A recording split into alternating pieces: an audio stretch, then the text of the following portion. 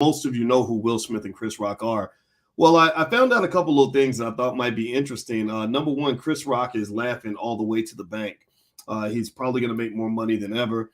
The second piece of this is that I see a bigger picture here, and I'm going to break that down for you. So get comfortable, buckle up your seatbelt. We're going to get started on the Black Financial Channel right now.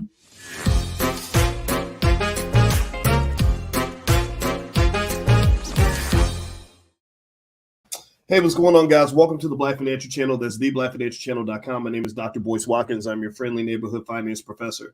On the Black Financial Channel, we talk about Black wealth and Black economics every day, sometimes as much as 10 times a day under one condition. The condition is that we are Black first. Black first means you put your community first. Black first means you solve your own problems. Black first means you don't bow to nobody. Black first means you educate your kids. Black first means that we believe in excellence for our people. If you agree with this philosophy, put a hashtag B and the number one in the chat, hashtag B1 in the chat if you agree that being Black first makes sense. All right, so give me a yes or no. How many of you been following the whole thing with Chris Rock and Will Smith and kind of the aftermath of the Oscar slap? Give me a yes or no. I'm not going to ask you all if you saw what happened, because I assume all of you saw what happened. I mean, my God, if you didn't see it, you got to watch it. It's really interesting. It's something that just almost seems surreal. But anything's possible. So it's life, right? Also, if you notice, there's been kind of some conversation, apologies issued. And first thing I want to do is I got to issue an apology to Chris Rock, because I got an apology that looked like an apology from him, and I shared it on my Instagram. And I just have to tell y'all, it was a fake apology from what I understand. I was told that it wasn't real. From what I understand, Chris hasn't issued an apology yet. And so I'm still going to dig into that, and I'll come back to you guys with all the facts on that. And my goal is not to disparage or to mislead anybody. And I truly apologize for sharing that. I took it down from my Instagram, and when I see the real one, I'll share that. Okay. And Will Smith, I believe his apology is actually accurate as reported on CNN. It made sense to some extent, but I'm not here to talk about the apologies. I'm here to kind of, first of all, apologize because I messed up. But then number two, to just let you all know that that's kind of where things are right now. Now, here's the deal. With this whole situation, first thing that a lot of people don't know, I don't know how many of you know this or not, but it's really interesting to see how this is playing out, because you see this happen. This has never occurred before. You've never seen an actor walk up on the stage in the middle of the Oscars and slap the host. That's just never happened before. But then again, leave it up to Black people. We so special. We always take stuff to the next level. We always bring some extra spice that nobody expected. And there's no reason to believe that somebody can't get slapped at the Oscars. I mean, people got slapped at the Source Awards, so why not the Oscars too? All right. Well, the interesting thing was I was really curious. How's this going to play out financially? You guys know I'm a financial guy, and I'm always thinking about the implications, or what are the economic dynamics behind all this, right? There's clearly an economic influence in even the structure of the apologies. I don't think Will Smith wanted to apologize. I don't think Will Smith had to apologize. But I imagine not apologizing might cost him, say, $100 million in opportunities, maybe some corporate sponsorships. Remember, when corporations support you and sponsor you, there is a code of conduct and a code of behavior that they need you to meet. You sign that on the dotted line. So Will Smith probably had some multi-million-dollar implications as to whether or not he chose to apologize or to just keep it moving, right? I told you guys I'm not interested in apologizing for things, but then again, I don't live in Will's world. It's a different kind of experience. I don't want to be in Will's world. I don't want to deal with Hollywood. I don't want to deal with the corporations. I don't want to deal with all that. And that's why, because I don't like apologizing. If I said it, I said it. Deal with it, right? So with that said, though, that's one financial angle of all this, right? I'm always looking to say, okay, how's the money driving all this? Well, here's one thing that I did not know. I didn't think about this. But Chris Rock, according to Variety, the sales for his tour, the ticket sales for his tour, have flown through the roof since that whole slapping incident with Will Smith.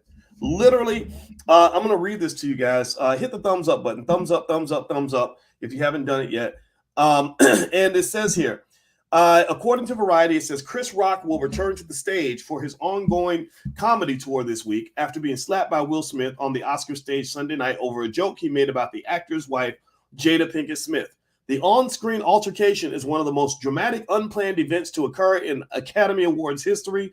made even more peculiar by Smith accepting the award for Best Actor. By the way, winning Best Actor, that's a big deal in white people's land, in the world of white people. Like, that's huge. I don't care about that type of stuff, but that's a big deal for them, right? So for him to be one of the few black people to be picked as the Best Actor right after that incident was just all the more astonishing and extraordinary. All right, it's an extraordinary testimony to Will Smith's power and talent, but it's also just like it's what the hell. It's one of those weird moments, like a Twilight Zone type moment.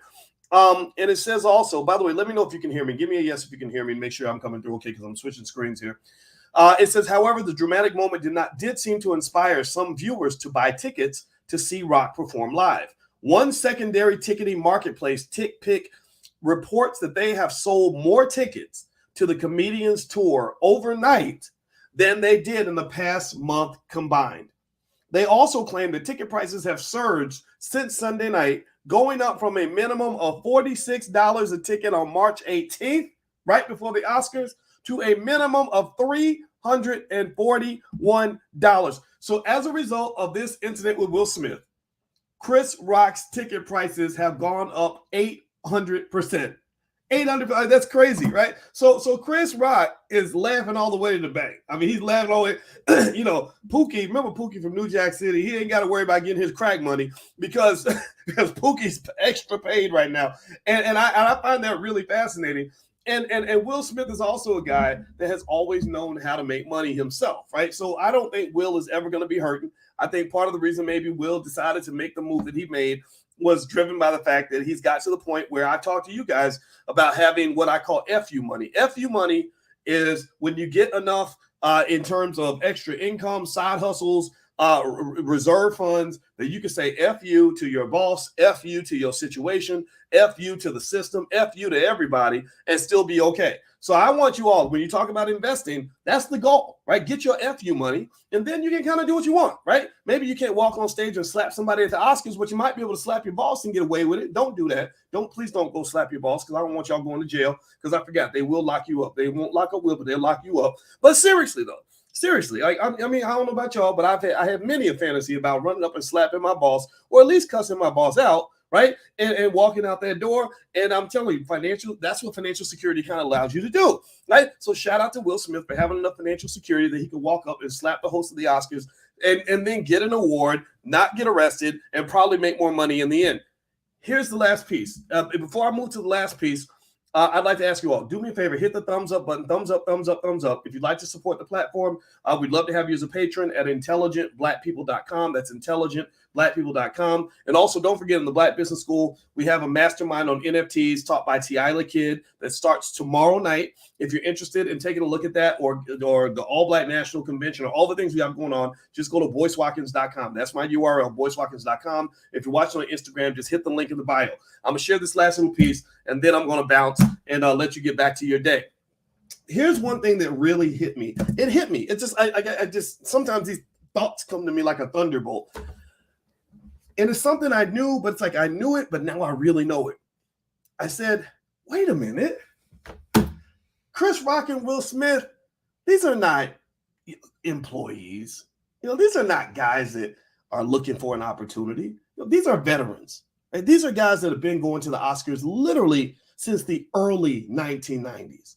The early 1990s, right? That's a big deal. Now, this might seem like small news to you. This may not seem like a big deal. You may wonder, why is Boyce talking about these celebrities? Well, because everything is about economics. Everything's about race. Everything's about freedom. You just may not understand that. You may not see it right away.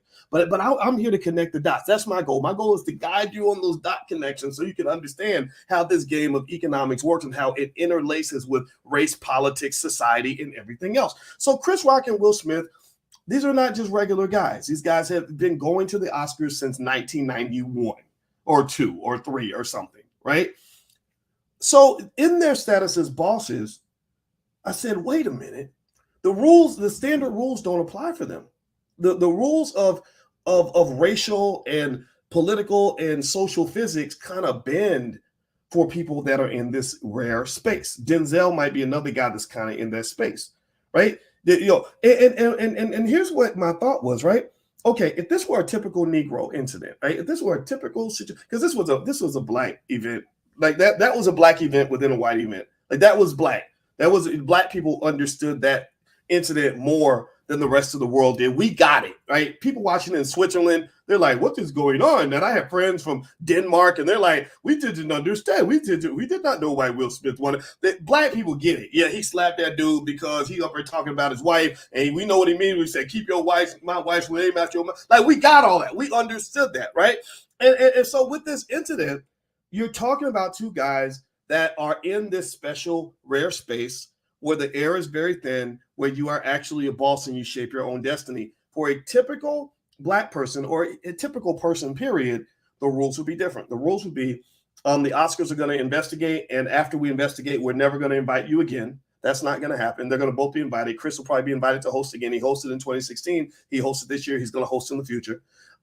Will Smith will be in the front row next year, just like he was last year, and maybe get another Best Actor award. What else would happen to a regular person? You're probably going to jail. Chris shouldn't go. I mean, you don't go to jail for getting slapped. But Will ain't going to jail. Ain't nobody pressing charges. Ain't nobody suing him. None of that is going to happen. Also, Hollywood is a place that loves to blackball people. Most Negroes I know in LA, I know a lot of actors and actresses. Most of them would be mortified to act a fool at the Oscars because they'd be scared of never being invited to the Oscars again. They'd be scared of never being invited to be on a project again. They'd be afraid of the economic consequences of their behavior. For these guys, the rules kind of shift. This is the kind of stuff that gets me excited as a finance guy, right? That's what my PhD's in, right? But it's not just the little stuff, the 401ks and which stock to pick. It's really looking at the rules of economic warfare and how all that plays out. So for these guys, there aren't negative economic consequences of what occurred. Their economic consequences are going to be very positive.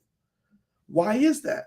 Well, because when you hit that rare space that a Will Smith or a Chris Rock has hit, you're no longer necessarily trying to be a part of the Oscars.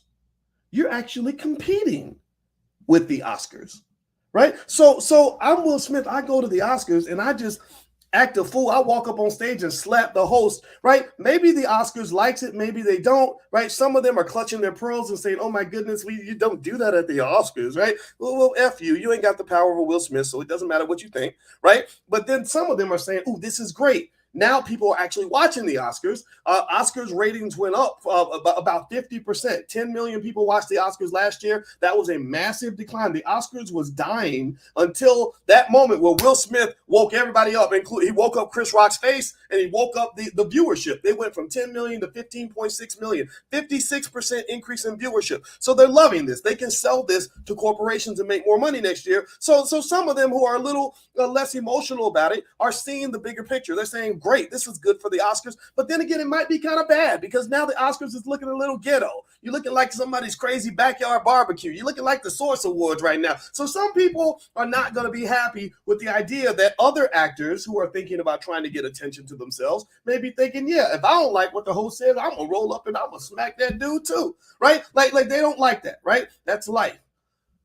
But Will and Chris will definitely benefit from this. I already explained to you earlier, Chris Rock is already receiving millions of dollars in financial benefits. His ticket sales are through the roof. His tour is going to sell out. Everybody's going to want to know what his jokes are going to look like after this is over. I'm really happy to hear that apology wasn't a real apology because I was very surprised that a dedicated comedian like a Chris Rock would undermine one of the most basic fundamental rules of being a comedian, which is a pure commitment to freedom of speech, like a fearlessness. Comedians they live under an oath like monks, or like the way attorneys will live and die based on attorney-client privilege. Like they'll go to jail over attorney-client privilege because that's one of the sacred principles that you do not violate. Comedians do not violate this freedom of speech. They're not going to go and apologize for telling a joke.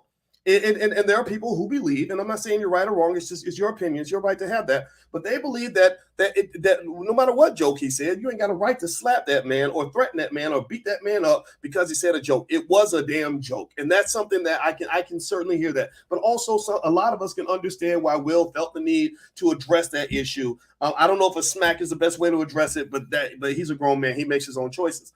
But at the end of the day, what I really see here is I see kind of a major power play long term. In this economy that we live in, attention is a commodity. Attention is a commodity. Social media companies make billions of dollars by capturing your attention. The flaw in Facebook's business model is that that's how they make their money. They make money by getting your attention, getting you scrolling all day long so they can sell your attention to advertisers. Well, now there's a lot of competition for attention. Netflix, Disney, Hulu, all these streaming services are they're putting up content saying, we need your attention, attention, attention, attention. Will Smith and Chris Rock created in that one moment about $10 billion worth of attention. This attention is going to be commodified in a variety of ways. There's somebody sitting in their office right now strategizing on how they're going to take this attention and leverage that into the next movie. The next Will Smith movie is going to be a blockbuster hit because Will knows how to do that. And I thank God he's making great movies like King Richard. I was so proud of him for doing that film. It made me feel really good as a black man to watch that movie. Chris Rock is going to leverage this attention by selling out his comedy tour. He's going to sit down with Netflix and he's going to say, I've got all this attention. Pay me $50 million like a Dave Chappelle, and I'll give you another series of comedy specials, right? So all this can be sold. All this can be so really, if you get past the emotionality of it all, right? Chris Rock had a sore jaw for a little bit, right? Might have got a tooth knocked loose or something, or his feelings might have been hurt. Will Smith maybe was a little bit embarrassed and a little bit angry and a little bit flustered and probably a little bit conflicted about how he handled things. All those emotions are there, but I think if you get past all that and you look at the economics of it all, this is probably a big economic move for both of them. And I'd be really curious. God, I don't know Will and I don't know Chris. I know it's funny. I'm not even a celebrity. I'm like a D-list, E-list. Like every now and then a famous person calls me. So I used to get calls from Chris Rock's brother, but I never talked to Chris. I used to talk to Will Smith's brother a lot, Harry. I talked to him a bunch of times, but I never talked to Will. I would love to talk to one of those guys and really get a sense of what are the economic dynamics happening behind the scenes that are either making this an asset in your life or a liability. It's probably both. You usually can't climb forward without taking a step or two back. You can't scared money don't make money. You can't rise up without taking a little bit of pain, a little bit of discomfort. And that's why these guys are so successful, in my view, is because they've taken these risks. Chris Rock is a successful comedian because he takes the risk of telling jokes that might get his ass slapped, right? Will Smith is a successful filmmaker because he's the guy that's always been brave enough to walk up on stage and slap you if you talk about his wife. Or he's willing to be called a simp because he's dedicated to his family. The downside is you get called a simp. The good side is that you get to tell people that you've been married to this woman for 30, 40 years and you've created a structure of a beautiful black family that millions of people are emulating and they have respect for, right? Every good typically comes with a bad. Every bad comes with a good. There's a yin and a yang for everything. And I think these guys understand that balance extremely well. So I would pay attention. I would kind of watch, because there's a lot going on under here beneath the surface that the media really isn't going to talk about. All they're going to do is talk about level 1. I like to do level 2, 3, 4, 5, 6 analysis, and I hope that helps you understand how the world works a little bit. Okay, so that's all I got to say. This was my thought. I was sharing it real quick. I'm on a daddy-daughter trip to Alaska. That's why I got a hotel room in my background. So I'm going to go spend time with my child. I love all of y'all. Reminder, if you want to get passes for the All Black National Convention, you can go to boycewatkins.com. It's up there. If you want to join the NFT Mastermind tomorrow, it starts tomorrow night with T.I. Kid. Just go to boycewatkins.com. We're doing a whole lot of study and deep dive into NFTs. I'm going to put out an NFT collection. I'm going to invest in some NFTs. I think it's a great industry to look into, so feel free to go to my website for that. Hit the thumbs up button on your way out. Thumbs up, thumbs up, thumbs up. Love you guys. God bless you. And I hope this conversation was helpful to you. And I wish you well in your economic journey. I hope you all get rich. Talk to you guys later. Take care. Love you. Peace.